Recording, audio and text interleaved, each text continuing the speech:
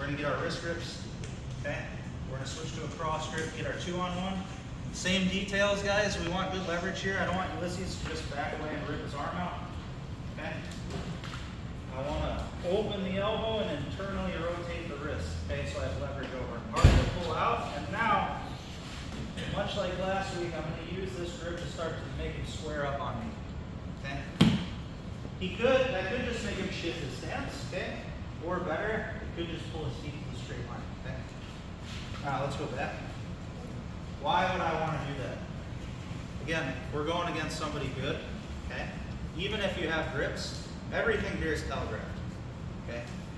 So even if I have this side blocked off here, if I just go to reach for either leg, he can just literally step back, get hand fight, okay, lots of things. Now when we start to pull him in, okay, that's starting to pull him into our potential attack here, okay? It's breaking up, starting to get the momentum going, okay? So let's look at this very slowly. As I push this in, I'm level changing. My head needs to be lower than his head. I'm looking at his chest. Again, guys, we should not be looking at the ground. We want to avoid sprawls and guillotines, okay?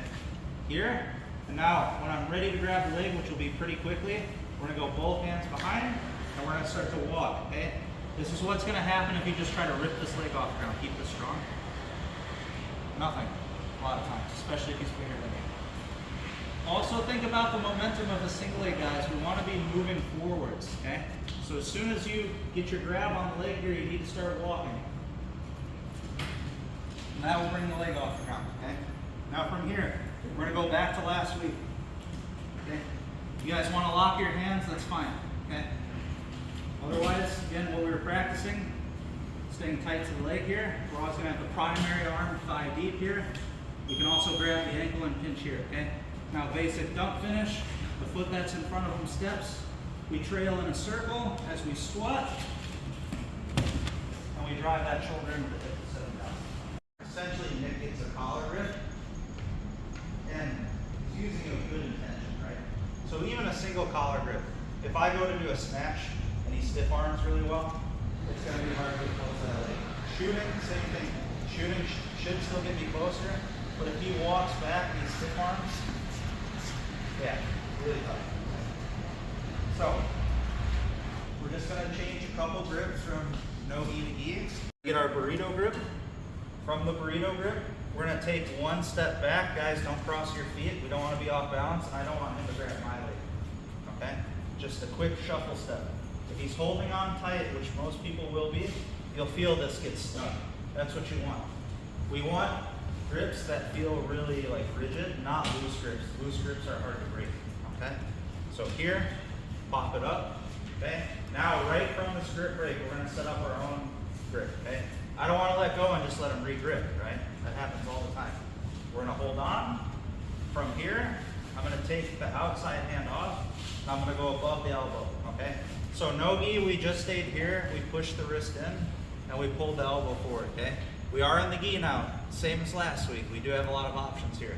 So if you want, you can take this hand, grab the fabric right here, and use this to pull the elbow forwards, okay?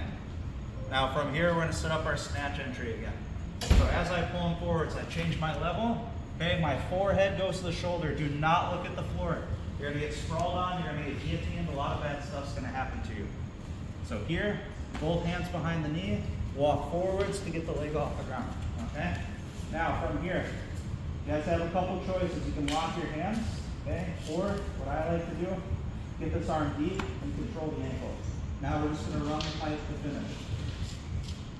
Front foot steps, we trail in a circle, we bend our knees, and we drop our shoulder to finish the takedown, okay?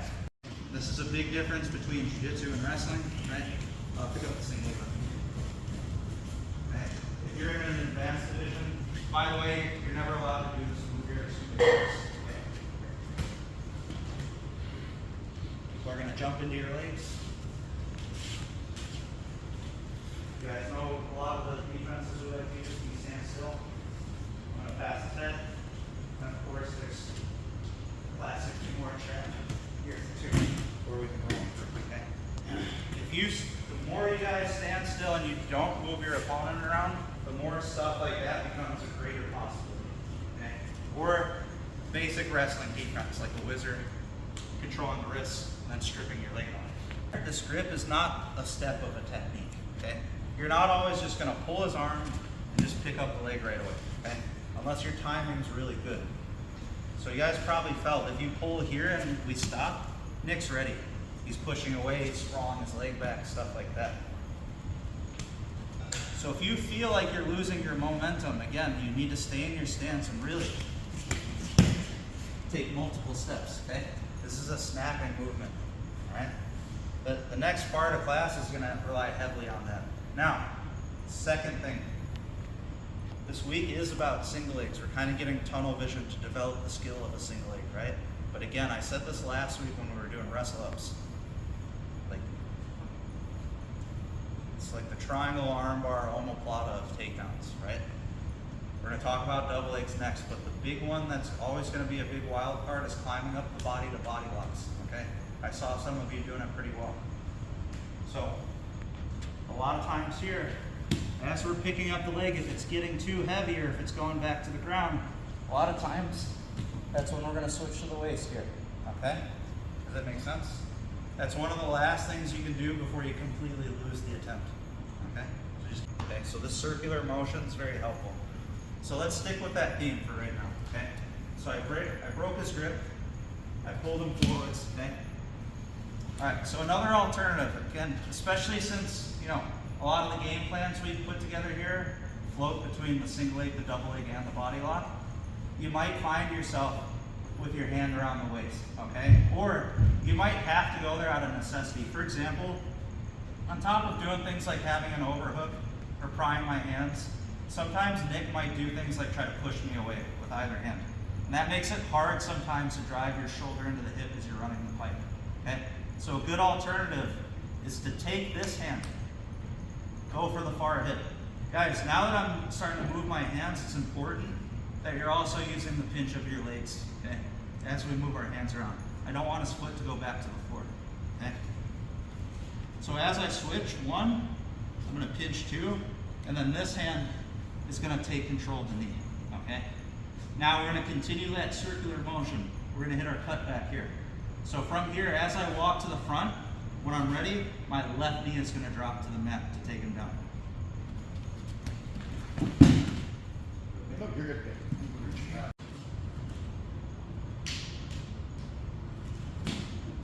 Okay, take this up, okay? Maybe I'm dumping, okay? Or a lot of times you guys will find this on the fly if you're in that gray area where you're looking for a body lock or a single leg, okay? This is a good precursor to switching to the body lock, okay? Now as we get here, okay? If you feel like you're losing leverage on this ankle, climb this hand up to the knee and keep the knee tight to your stomach and hips, okay? Now as we walk, it should be an easier thing to cut that outside knee for you. Okay, that's what we're worried about. Is everybody going to do that? Absolutely not, okay? This is why I'm having you guys cut your knee before you. Okay, go ahead.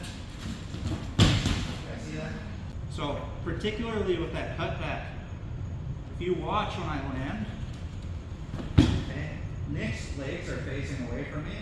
I have control of his waist. Watch this. All I need to do is start walking towards his legs, slide my knee in, and I can start establishing some pretty good guard passing positions here. This is what we've been talking about this week, Nick's balance, not just his counters.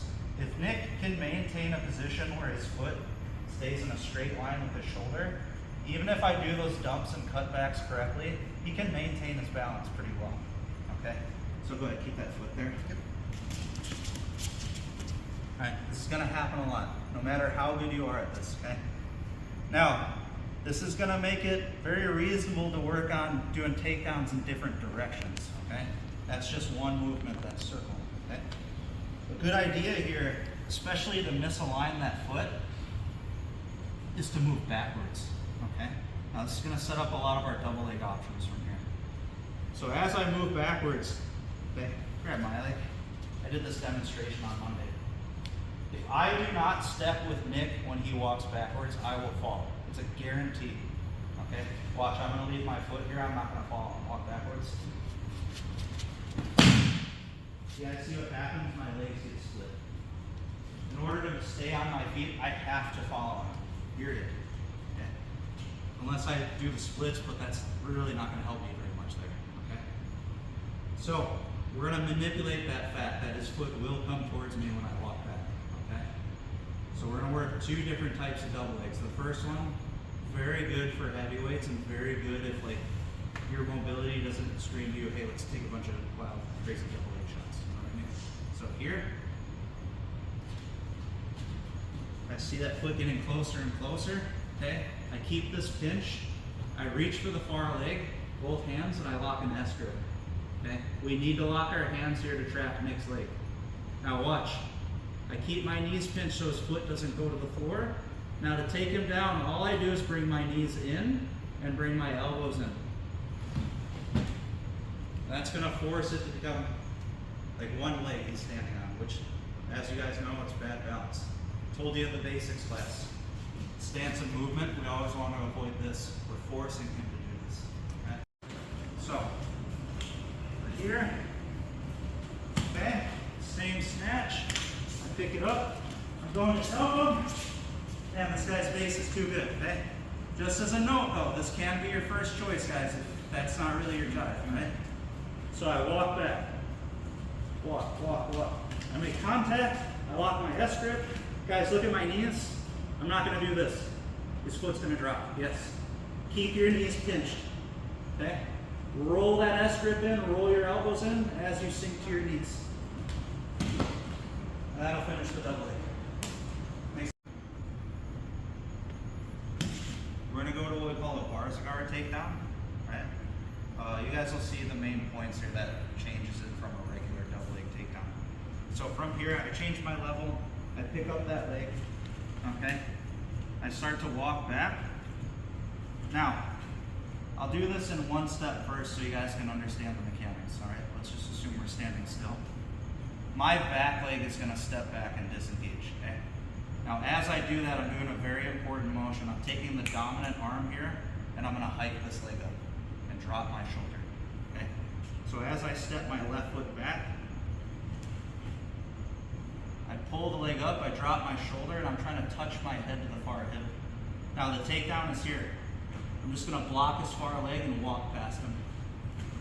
Okay. So here, lift. When I'm ready, especially off of this shoulder, take a step back, hike this up. As I do that, I drop my shoulder.